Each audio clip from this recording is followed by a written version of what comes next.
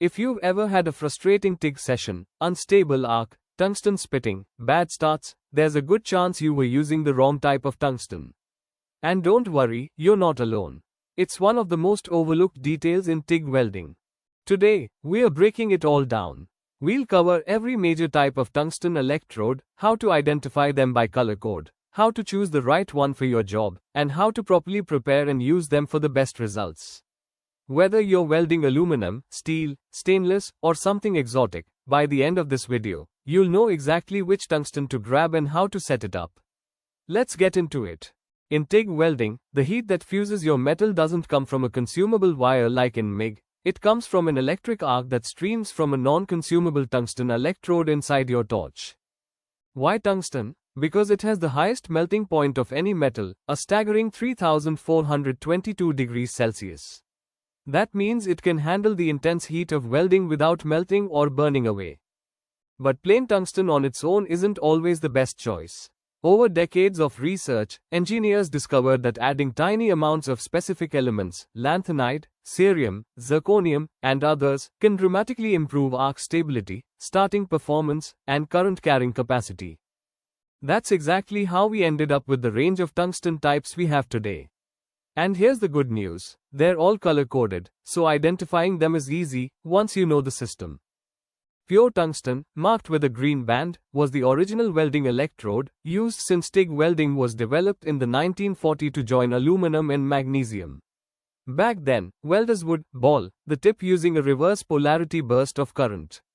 This created a smooth molten ball that could carry high amperage without spitting into the puddle.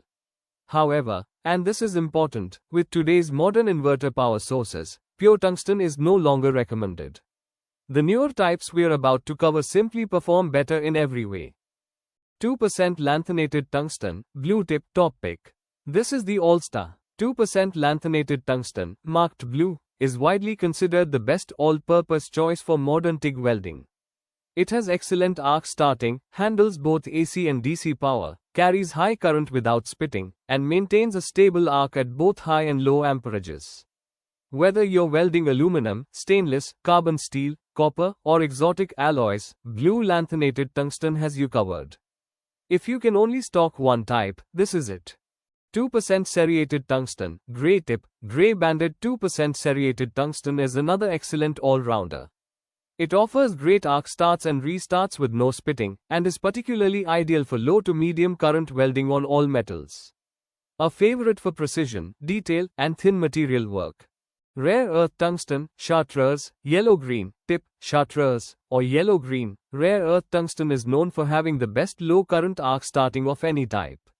It ignites reliably even at very low amperages and works on all metals.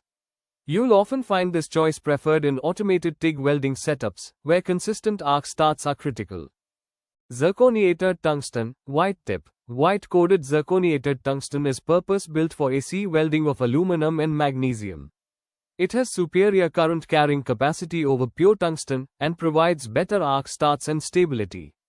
It also forms a nice ball tip in AC mode, but it's not the best choice for DC applications. 2% thoriated tungsten, red tip, legacy. For completeness, you may still encounter red-tipped 2% thoriated tungsten in older shops. It was the dominant choice for DC welding for decades. The issue? Thorium is mildly radioactive. Handling and grinding it exposes you to low-level radiation and creates hazardous dust. Modern alternatives outperform it in every measurable way, so it's best to move on from thoriated tungsten entirely. Most tungsten electrodes come with a blunt end straight from the pack. You'll need to sharpen them before use, and how you shape the tip directly affects the quality of your weld. Here's something most beginners don't realize: there is an inverse relationship between the taper angle and the arc shape. A sharply pointed, long taper electrode produces a wide, cone-shaped arc at the base, great for edge welding and thin materials where you want a broad, softer heat zone. When you do grind, use a dedicated grinder, don't share it with other metals. This prevents contamination. Most importantly, grind with the scratches running parallel to the electrode center line. Spiral or angled scratches create arc instability. It's a small detail that makes a big difference. You can use a standard bench grinder, belt sander, or a purpose-built tungsten grinder, All work well as long as you follow those rules. Also, never use wire cutters or snap tungsten by bending. This causes internal fractures you can't see, which will make your arc erratic. Always use an abrasive cut-off wheel or grind through the corner of a wheel to cut them. Even with perfect preparation, tungsten can become contaminated during welding. This is one of the most common causes of a suddenly erratic or unstable arc, and you need to recognize it quickly. The three most common ways tungsten gets contaminated: accidentally dipping the tip into the molten puddle, letting the filler rod touch the hot electrode, or having impurities or contaminants on the base metal fly up and stick to the electrode. Once the electrode is contaminated, there's no fixing it, you have to swap it out immediately. And that's why the smart move is to always have several pre-sharpened electrodes ready to go before you start welding. Keep them in a clean, dry storage tube or case so they don't get dinged or contaminated while they sit. A little preparation before you weld goes a long way toward keeping your session smooth from start to finish. Alright, let's bring it all together. Here's your TIG tungsten cheat sheet.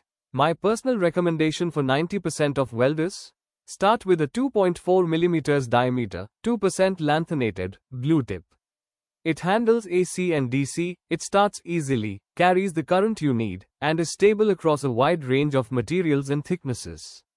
Once you've got that down, experiment with other types as your work demands. That's it for today's guide to TIG tungsten. If you found this helpful, drop a like, subscribe, and let me know in the comments. Which tungsten do you use most? I'd love to know. And if you have questions about setup, sharpening, or matching tungsten to specific metals, drop them below. We'll see you in the next one. Keep welding clean.